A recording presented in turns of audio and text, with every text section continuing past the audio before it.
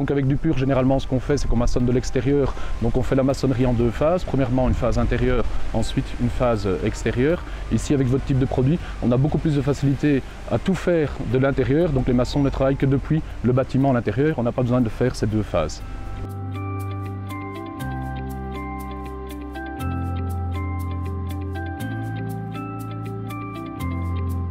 Alors il y a différents avantages. Donc au niveau de la laine de verre, on a fait des tests chez T-Palm. Donc on nous permet de mettre la laine de verre en ne créant plus cette coulisse qui atténue quelquefois certains défauts d'isolation. Ici la coulisse est remplie complètement, donc votre isolant remplit complètement le creux du mur. Et donc on maçonne comme ça depuis l'intérieur, et tout ce qui est découpe au niveau de l'isolation nous offre pas mal d'avantages. Donc tout ce qui est déchets au niveau de l'iso-verre, on s'en sert pour tout ce qui est resserrage au niveau des allèges de maçonnerie, et également tout ce qui est resserrage au niveau des poutrelles. Alors la petite chose à laquelle on doit faire attention, de prudence, comme la coulisse est remplie complètement, c'est de bien gratter les joints à l'arrière de la brique, que tout soit bien gratté. Donc il y a un petit aspect propreté qui doit être mis en œuvre, mais ça ne nous pose pas de soucis, et point de vue rendement, on est toujours gagnant.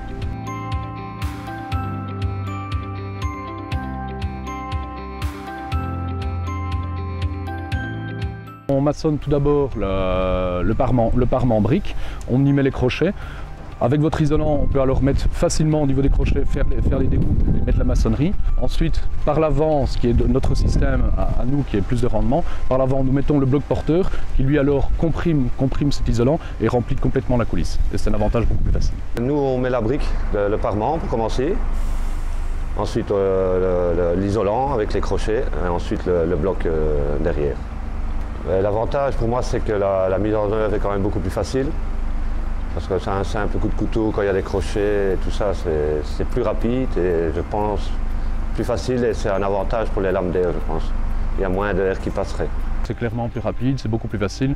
De ce qu'on a comme expérience avec les maçons avec qui on est très interrogatif, nous nous confirment tous qu'ils préfèrent bien plus cet isolant-là que l'anciennement l'isolant type rigide que nous avions.